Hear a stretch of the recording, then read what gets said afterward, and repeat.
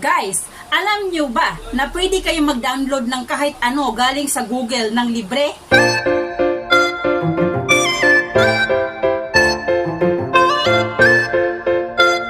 Walang copyright. At ito guys, ituturo ko sa inyo kung paano ito gawin. Sundan nyo lang po ang tutorial na ito at bago ang lahat, bago tayo mag-umpisa sa ating tutorial, yung subscribe button dyan. At para masundan ninyo ang aking mga tutorial at mga video sa susunod at para heart na tayo.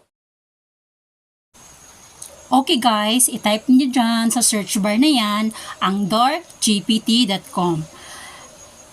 Ayan, nakita nyo sa ibabaw. Yan po ang itype natin at pagkatapos guys ay mapupunta tayo doon sa interface ng DarkGPT. Nakikita nyo po ba yung search bar dyan? I-type nyo po ang lahat ng mga videos na pangalan ng videos na gusto nyo yung hanapin sa Google. Like for example guys, nature videos. For yan, example lang po ito. So ayan, i-type natin dyan at pagkatapos guys, i-click natin yung generate. After natin maklik yung generate guys, ay may maglabas dyan na copy link. Yung naka-highlight sa baba ng blue.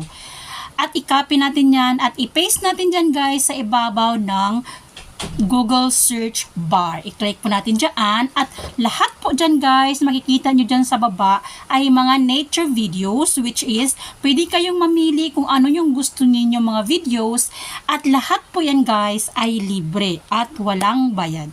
Sana nagustuhan ninyo ang video na ito. And if so, kindly like, share, and subscribe.